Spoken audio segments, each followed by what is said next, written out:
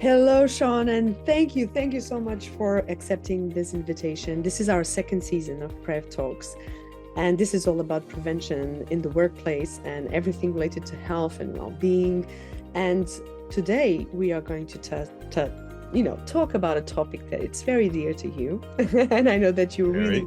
are focused on it and helping your organizations and clients and leaders really work on that. But first of all, for our community to really get to know you, I would like you to, introduce yourself. Who is Shaun Mader? Sure. So first, thanks for having me. Uh, my name is Shaun Mader. I live in New York City, and I work with leaders, teams, and organizations to come up with human-centric strategies for solving their performance and business problems. I think we oftentimes think about strategy like our tactics, what we're doing out there in the world, or we talk about our data or our marketing. But we find, having worked with so many people over the years, that if we start to think about the flow of ideas and the flow of information and the flow of how people interact, that gets at the upstream from a lot of the downstream problems that we have. So we find a huge breakthrough in efficiency, communication, innovation, and team effectiveness when we start to deal with these interpersonal aspects. So we primarily focus on that before we get to team strategies and all of the stuff like that. So spent years coaching hundreds, if not thousands, of people in large programs, small programs, and then working with a lot of businesses on their strategy and how to build resilient cultures. So that's, of course, why I was happy to do this talk, since we're kind of a similar passion here. Yeah. I will start by, how does trust actually impacts organizations? And also, and this is very dear to us at Bound and the focus that we have, is there a concrete impact on health also? Mhm. Um, First, the impact on organization, but also on health. And how do you come up? This is very broad, but how do you connect the dots? No, it's a great question because they're inextricably linked for sure. Now, there actually is more research being done. One of my favorite people out there is a neuroscientist named Paul Zak, has done some of the best work I've seen on the neuroscience of trust and the organizational impact. And I'm going to read off some numbers to you just to give a sense at the organizational level so people have some hard numbers here. In high trust work environments, people report having 100%, 106% more energy at work, 76% more engagement, 74% less stress, 50% higher productivity, 40% less burnout, 29% more satisfaction with their lives, and 13% fewer sick days. So those are all impressive metrics that any organization would want for sure. But because we're dealing with human beings, we have to now look at those numbers and look at what that translates down to at the individual level. So what you'll see at the individual level is these are organizations that really prioritize their people. They really prioritize having workability in their lives. They prioritize how people interact in the workplace. So you see, when you don't ask about direct impacts on health, it's actually very clear. So I think we can all look at our own personal experiences.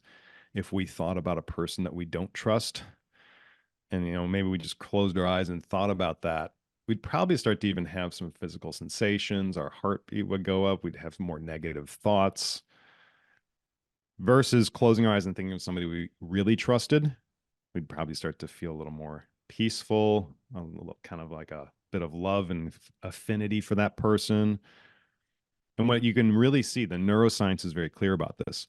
When there is trust, there's a whole neurobiochemical symphony that kicks in. So neurochemicals like dopamine, oxytocin, serotonin. Suddenly we have this experience that makes us want to further connect, makes us want to bond, wants us to be generous and empathic. So you can see that those qualities on a team are make or break about how that team is going to function. Whereas if they have a low trust environment, the parts of the brain that sense danger start to go Mm. off. You get the amygdala triggered, you're going into fight or flight, you're having a release of stress chemicals. And that's when you start to see people pull away, entrench themselves.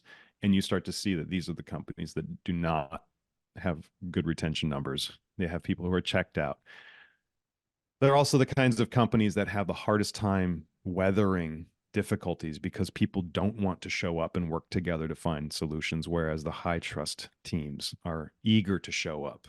They bring their best selves. They're more innovative. They're going to be more resilient overall. True. And it's impressive also, I think, we can see it at the individual level, but we can witness this with make or break teams or organization and even startups or even small organization, not Yeah. just the large organizations with, multi teams and very diverse teams. But we see the impact and the clear connection between not only the productivity, but also the result on people and Yeah. how actually and how resilient and healthy and flourishing they can be in this environment. But let's start by the basics. What is trust? Yeah. So when we talk about trust, I just spoke about it at a high level. I think we all have a personal understanding of what trust is, and mostly it shows up like, well, trust is either there or it's not, which kind of puts it out there beyond our control. And it's usually something that we decide if it's there based on external circumstances. But if you really start to pin people down, if you ask 100 people what trust is, you're going to get 100 different answers. And in our workshops and the things that we do with people, we find that once people start to articulate it, they start to realize that they don't know what it is. They just have kind of an impression, right? So we work with a model for how to break trust down into its component parts so that you can focus in on what are the building blocks of trust that would be measurable, that could be very specific, that even an organization could measure as an internal metric for how their culture is doing. So some of those components that we focus on, especially with individuals and leaders and teams, is looking at competency and consistency. Like these are two obvious pieces that if they're not there, you have a breakdown in trust. But then it gets into the more interpersonal components like alignment of interests, our values shared, are the intentions of different parties, individuals or teams or companies, clear and explicit. And then it gets into the quality of how those get communicated. So through looking at each of those individual pieces, you can start to see that that's how you start to create the conditions for psychological security in the workplace, where people are more empathic, which leads to higher performing teams, which leads to collaboration, which leads to all the kind of creativity. And it's in a time where it's more necessary now than ever because especially now with the dawn of AI, we're going into a lot more uh, unknowns than we've ever had before. The internet, COVID, all these things started to compound. It's going to get even more critical that your people are operating as a team together. And I like to use the idea of we're now all having to whitewater raft together. This is not the kind of environment to be tolerating people who are toxic to teams, Mm-hmm. people who are going to suddenly drag everybody down with them. We really need to focus on how we interact and operate together so that we can handle this ambiguity and complexity together. But it's interesting what you're mentioning, but there are some studies and some bodies of research that actually show that particularly, corporations and organizations have been selecting and and promoting people that don't create the safe environments and Yeah. trustworthy environments. How do you see these two? It's like two paradigms colliding, right? Yep. Because we've seen some studies that show that toxic traits such as narcissism have has been reinforced on the corporate ladder. Yep. And now we are really transitioning to an environment, as you were saying, that it's not tolerable anymore. Also by younger generations putting, I Especially. I am not available for this kind of environment. How do you see these two confrontations in terms of I think you nailed it with when you talk about it about two different paradigms. That's the if we really zoom out at all of this, God, I wish we could do slides in this because I have a great slide. It's from a book called the Fourth Wave. Now it's a really amazing book about the evolving role of the corporation in society. And it's easy for us to forget that most of our structures of our organizations and businesses are an extension of World War II military structures. Mhm. And here in the US, there was this massive logistical success coming out of World War II. And of course, these generals and high ranking military officials were being applauded for how we managed to harness the kind of people and resources and organizational things in order to do all of that. And that became the new template for corporate America. That's where a lot of our leaders have been trained into. That's how our older generation of people went through grad school, Or learning MBA. the MBA programs specifically are all extensions of finding ways to optimize the flows of information and decision making. Now, that might have worked in the industrial era. We then made this transition into knowledge work, where a lot of how we generate value is actually through service economies and things like software and things like that that take more abstract thinking skills, where it's not enough to show up and be a physical cog in a machine like you would be in a factory. So right now, what we're coming out of is it used to benefit companies to think that if they have that narcissistic leader, that person who is just all cost cutting and all of that and coming like a wrecking ball, that you'd suddenly have endless supplies of people to put in. Well, that's not the case anymore. We have lowering birth rates. We have people aging out. We have the need for more complex skill sets that are really mostly found in young, digitally native employees.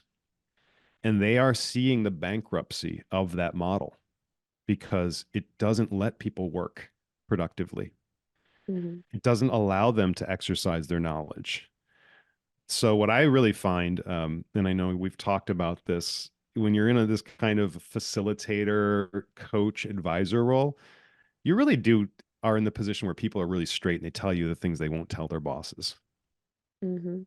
And a lot of it comes down to is the role of the organization in society is evolving.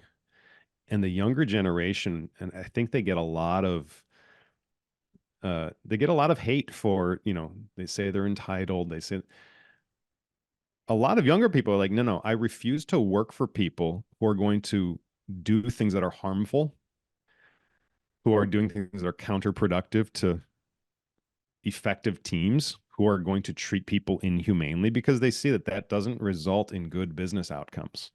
So it's Mhm. counterintuitive for younger people to operate underneath a narcissistic leader. Yeah. And They are so you're also right. doing It's their job to say that the system is completely failed, has completely right. failed.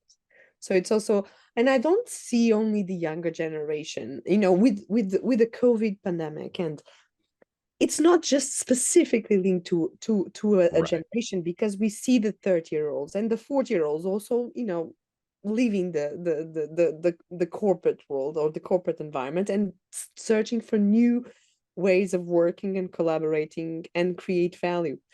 But I wanted to ask you to make it more clear, because I know that you have a lot of experience. How can actually you approach and help leaders to Yep. develop trust? And also thinking about this shift, how do you help them transition? And I mentioned that you work with leaders from all ages and from all Hmm. backgrounds. Right. How do you help them navigate this transition? R- Really good question. I think of it in two levels, and it depends on where you find yourself. We can think of it as a top down approach if you are in a leadership position where you're accountable for the health of an organization. And then there's the people who might be hearing this that I'm not in that position. What can I do? Then you got to think about a bottom up approach. What is my actual sphere of influence? Is it just me and my team? How do I deal with my well being and my ability to make the kind of environment around? But if we're to start at the top, the first part of any transformation is being able to confront what is already there. So when we talked about measuring trust, we have a model where we can set up surveys that we can go in and start to get people anonymously getting honest about what it is right now, to get a real detailed heat map about where the issues are. Now, what I often find is that leadership teams, boards of directors, they don't want to hear bad news. So if you really want to create one of those cultures, it means a pretty courageous act to be able to go to your employees and say, we know we haven't been performing up to the level that you would want us to. We're interested in really doing something to address this. We're asking for your cooperation to be honest with us so that we can find our starting point and really start to address the things that are causing us to not And do be a you see great this place to work. movement? Do you see this movement to really discuss the issues just from the leadership, or do you think also this proactivity and openness needs to come up with, team members, not just the leader, Right. because it's I see a lot of this responsibility on the leader when actually the leader needs the others. He will Yeah. not be able actually to fix something that is broken, right? Right. Alone. And sometimes I see in a lot of leadership development programs and a lot of literature around leadership, change leadership and everything, that we are focusing on a magician. And Right. We it's, think of this person who already has a ton of stuff going on that they're going to suddenly bop everybody on the head. And that's just not the case. yeah, Well, so it's both because the lower level efforts often fail when they think that if you have that, say, that narcissistic or that kind of that leader at the top who doesn't care, where it's really not in their value set. People will limit their efforts if they don't think that the top level leadership really cares. If they think that they're just going to be agenda driven and all that. Now, you just said the flip side of that. Well, what do you do if you're somewhere in the middle? And this is actually where there's a huge amount of opportunity because if you think about it, we spend the bulk of our time at work, our waking hours. And the largest part of our daily experience is defined by the kinds of interactions we have. So, I've had people who are like vice presidents or middle managers who discovered that, okay, I can be that person for my team.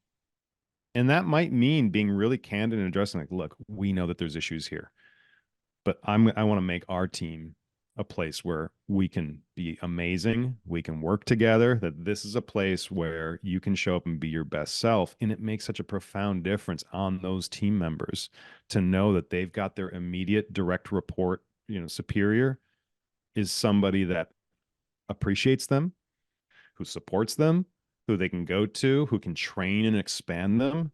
That makes all the difference for those team members. So you have to kind of be two-headed about it at the same time. They'll be incredibly loyal to that leader who interacts with them in that way.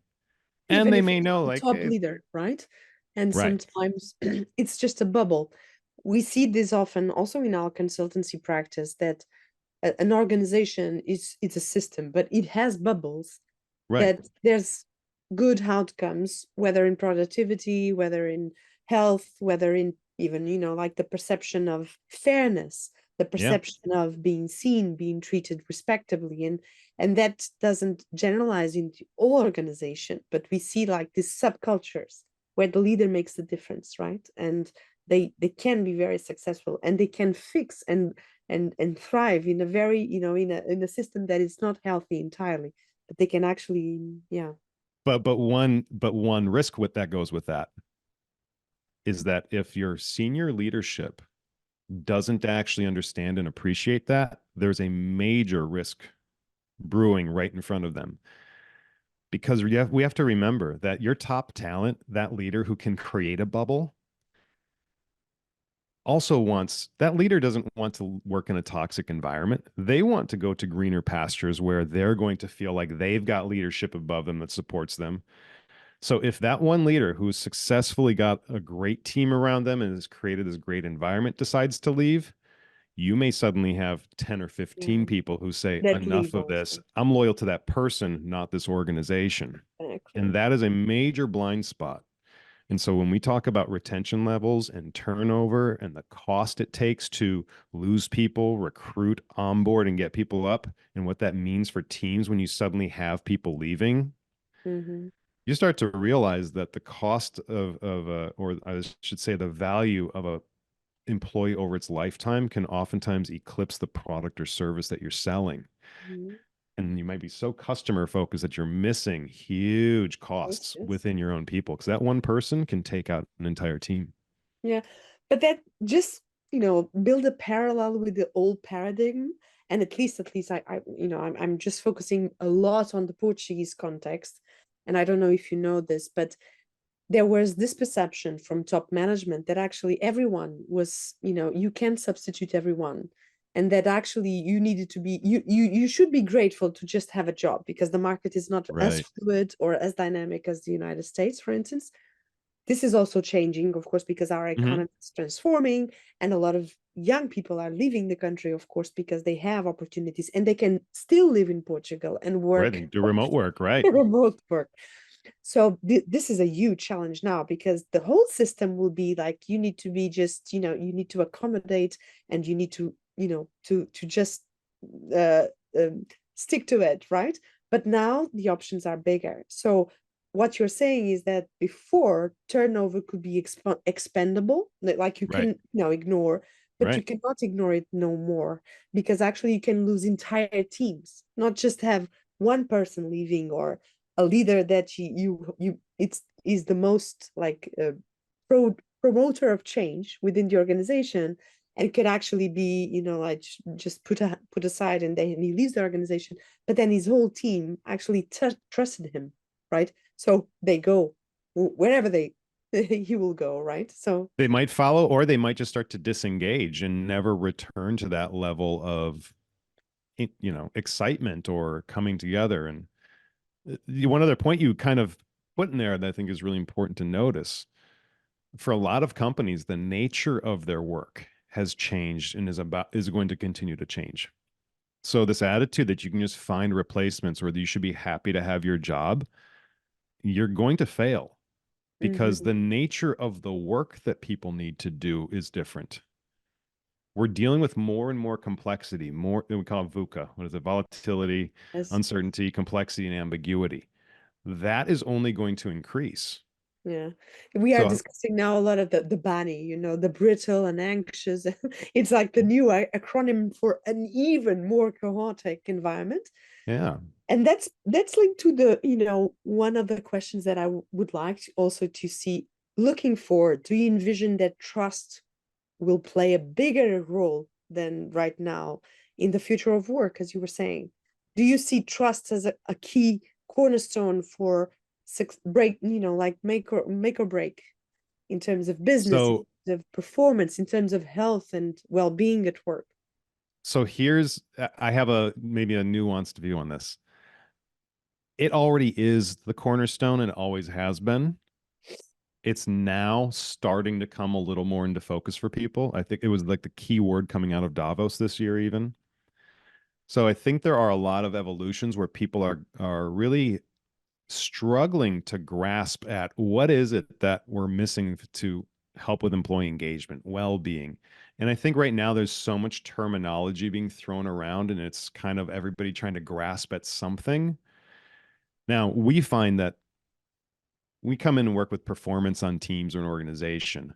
There is the symptom that presents itself, but as you start to scratch beneath the surface, what you get down to is there was a break in trust, whether certain people's needs weren't getting met or there was a difference of agendas. And once you work it Priorities. all the way back, it comes down to trust. So it is the critical piece. However, most people don't have a direct access to proactively building it and getting at the breakdowns of trust before they become crises. So what my experience is in most organizations are stuck reacting to things after they become a crisis and they just want the crisis to go away.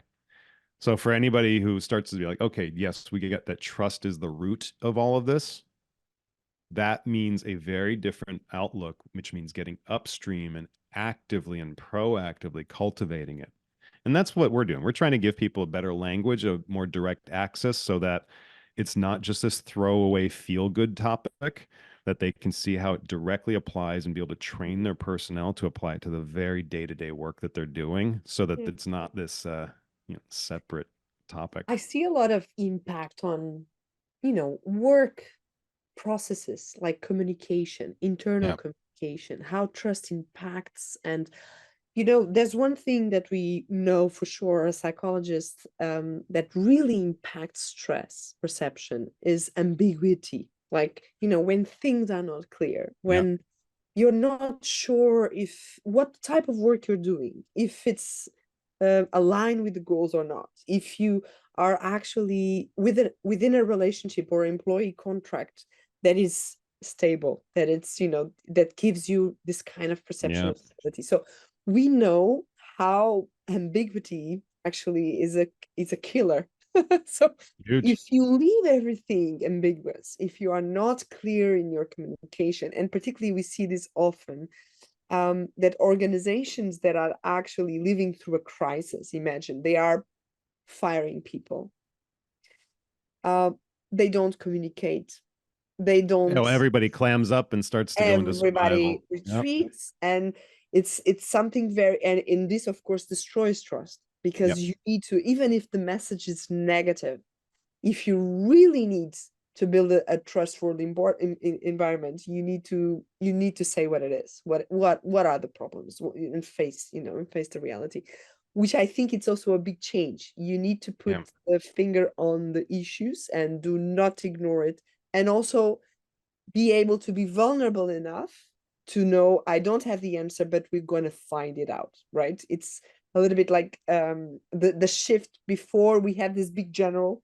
Yep. that knew everything, that was the most experienced, and he just dictates what we need to do and we execute. But this is a model that no longer exists at work.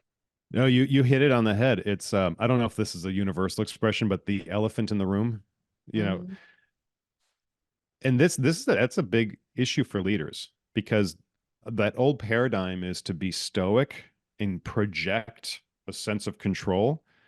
But if your employees know we're going through a massive change and there are no real clear answers, these are the perfect, like the uh, high level opportunities in order to build trust because people don't always need to have the answer. They need to know that they're being seen and heard and understood. So in that case, you just said if it's, Yeah. And but also they are involved in searching for the solution. um, right I have a versus being comment like on the sidelines waiting for somebody else to tell them. I have a common, sometimes with clients also, I make this funny comment that not even the McKinseys know what is going to happen. So Right. we need to focus on the people that we have inside and use the collective wisdom to solve the problems. So it's also sometimes the big four consultancy and the McKinsey's advising governments, big organizations, but they actually don't know what the future is like or what is going to happen in the market in the next 3 to 6 months. So we need to really find the answers to our context, to our challenges with our people. And this changes a lot, the perception that you find trust in expertise or in power, right? And trust is built, as you were saying, in this simple movement, individual at the team level, and the communication that actually sound and trustworthy and honest, even if it's negative, even if it's not something that we would like to share, right?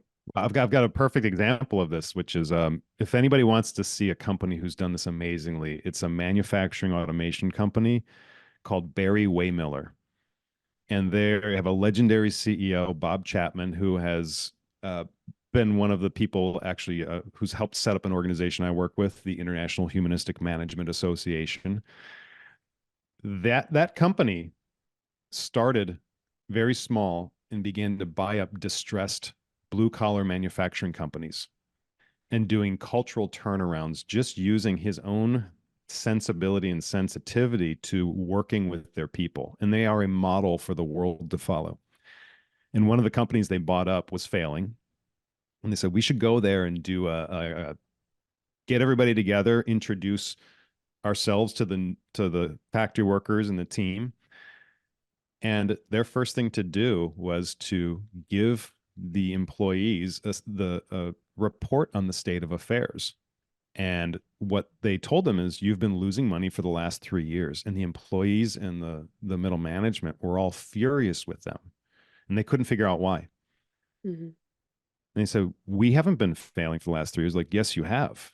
And so they had to go to the remaining the people who did remain, and they had to come out and say, no, no, we have actually been losing money. We just didn't want to tell you. And that was their opportunity to have this crisis. And what happened was the employees and everybody said, oh my God, we need to be a part of the solution. And so this new senior management came in and started to collaborate with their people, and they turned that company around within 1 year. Yes. But again, when they were kept separate, they were protecting them, and they were actually furious to have been left out. And again, they were the key to the success of that company when you looked at the leadership culture and the way they communicated, the way that their employees even occurred for them, such that these are the assets that we have and they want to be a part of the solution. So if Yeah. that can be done in a very blue collar factory setting, it can be done It can in be your done everywhere, anywhere. for sure. So one last question, and this is Yeah. a more personal question, Shaun. And we all always ask this at the end of each Brave Talk, is how do you see yourself working in 2030? How do you see your Mhm. work and the work that you've been doing evolving also? Because we are all part of this evolution. So how do you see yourself working in 2030? So I love this question because it's something that I've actually spent many years cultivating. Um, I knew that while everything was going to be more technological and AI was coming, I really had a deep intuition about a decade ago that where there is to double down is on people. It's the area where we love to avoid because we're messy, we're not consistent, we're all this, but we're also magical and creative and industrious and innovative. And so in 10 years, I envision working with teams to unlock their potential to work harmoniously together and to have work be something that fuels them and energizes them rather than depletes them. Mhm. And my vision for the future is a new paradigm of how we work, how we lead, and how we interact with our work is there for people. That work can be a source of satisfaction in their lives. Yeah. And I'm sure that we're going to continue collaborating and talking to Yes. each other because we are so aligned. And I think, you said something very interesting is that this sometimes we don't recognize we both do things that we love and we are passionate about our work, and but most population in the world, they are not happy with their Right. work. They are disengaged with their work, and they don't see this kind of fruition coming from the work. So I would, and I totally agree with you. If we are able to be facilitators of this shift where people are actually, healthy and flourishing at work, and that work doesn't have to be this very negative and segregating experience for many of the population. And when we see Gallup studies, everybody's disengaged, like Yeah. 70% are disengaged or are not happy at work or are not even satisfied remotely by their work experience. So it's also, how can we be, like these facilitators for people to really be passionate, engaged, and flourishing in their workplaces and transform the way they interact, Yeah. and also transform trust in teams and organizations in a way that actually makes organization again not toxic anymore and not led by narcissistics. Well, by the way, can I put? I know we're right at the end here. Can I put one more point in it? Because it's really what it comes down to is, our modern society has created conditions where we feel more separate from each other, dislocation. You see the rise in uh, anxiety, depression, mental unwellness. And a different look at this is that this is actually a byproduct of being disconnected, and a crisis of meaning. So if we take everything we talked about today, the meaning in our life comes from our relationships. It comes from our interactions. And since our work is the place that we spend most of our time, that real vision is that people discover that the whole pathway to my own happiness is in the people in front of me and how I interact on a day-to-day basis. And I think right there is such fertile ground for transformation that not only generates great business returns, but has people reconnect with themselves and with each other. And I think that's what we're all looking for in our lives. True, and with the planet. So thank you so much. Thank you. Thank you so much, Shaun, for coming, and until next time. Looking forward to it.